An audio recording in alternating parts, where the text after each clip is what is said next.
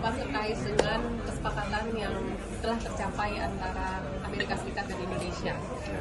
Pertama-tama selamat kepada pemerintah, tentunya Pak Presiden Prabowo, Pak Menko Erlangga sebagai pimpinan negosiasi, karena menurut saya apa yang telah disepakati itu bagus untuk Indonesia. Memang banyak yang menanyakan mengapa 19%, tidak lebih rendah lagi. Tapi itu semua saja relatif daripada keadaan Indonesia pada saat ini. Indonesia ini berdagang dengan Amerika surplus 18 miliar dolar. Sehingga tentu sebagai kebijakan Trump di Liberation Day untuk menetralkan perdagangan, pasti akan ada tarif. Hanya saja lebih bagus daripada yang dibicarakan sebelumnya 32%.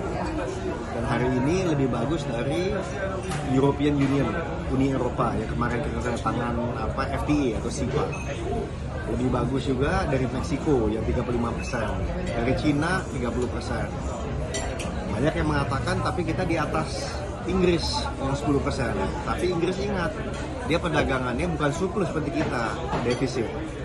Dan kita juga lebih besar diskonnya, tanda kutip, atau jumlahnya 19% lebih rendah daripada Vietnam. Nah, yang menarik untuk dunia usaha adalah ini manfaatnya apa? Nah, sekarang kalau saya lihat, satu manfaat yang terbesar adalah jumlah perdagangan yang tadi 40 miliar dolar. Dengan adanya import dari barang-barang yang kita telah sampaikan seperti minyak dan gas dan derivatifnya, maupun juga komoditas seperti gandum, kapas, gula. Nah, ini tentu akan meningkatkan perdagangan, tapi artinya juga kita bisa mengirim lebih banyak lagi. Lebih banyak apa? Tentunya tekstil, garment, lalu juga alas kaki, lalu sampai kepada elektronik.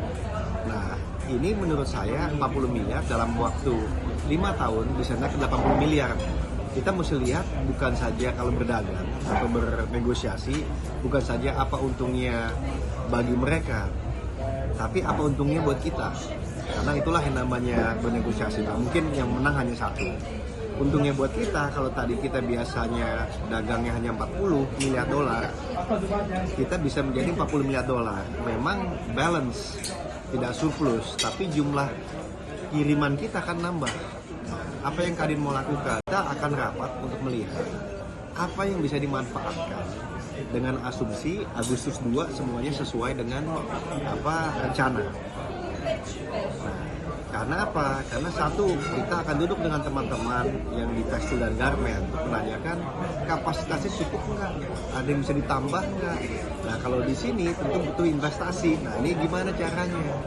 Karena perdagangannya kan sudah jelas ada pembelinya. Begitu juga dengan alas kaki, kapasitasnya cukupkah?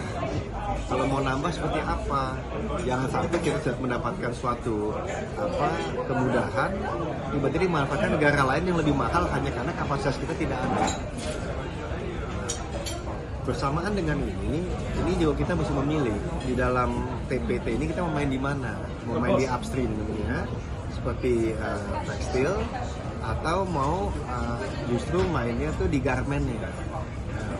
Nah, kalau saya lihat sih banyak yang mengatakan satu yang paling penting jangan sampai ada impor yang ilegal, terutama dari negara-negara timur. Yang kedua, kita juga mesti fokus kepada nilai tambah. Nah, salah satu poin yang saya dengar Pak Menko sering utarakan bahwa negara maju seperti Amerika aja mengirim komoditas mentah. Ya, seperti tadi gandum, lalu sugar, cotton. Tapi kita sudah barang diolah jadi garment, alas kaki yang mulainya dari karet. Jadi saya rasa ini cara panjang untuk memberikan selamat pada pemerintah.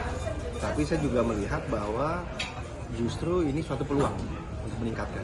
Nah, sebulan yang lalu melihat ketidakpastian dalam negosiasi, kita bersiap-siap untuk mencari pasar lain pada barang yang sama, yaitu tekstil dan alas kaki. Disitulah kita keras bekerja untuk membuka pasar EU atau Uni Eropa. Alhamdulillah, puji Tuhan, kita dapat juga Uni Eropa, tapi kemungkinan besar dapat juga Amerika. Berarti sekarang yang mesti kita lihat ialah peningkatan kapasitas dan utilization atau penggunaan daripada free trade agreement ini. Karena pemerintah yang negosiasi, yang bicara, tapi dunia usaha lah yang memanfaatkan. Karena saya yakin free trade agreement yang ada itu masih bisa dimanfaatkan lebih banyak lagi. Contohnya dengan Kanada, dengan negara-negara lain lah, dengan negara Asia Timur. Jadi menurut saya European Union sama Amerika itu mesti dimanfaatkan.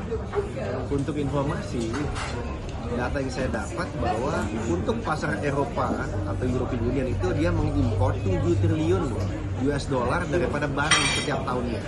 Ini 2 kali lipat daripada Amerika.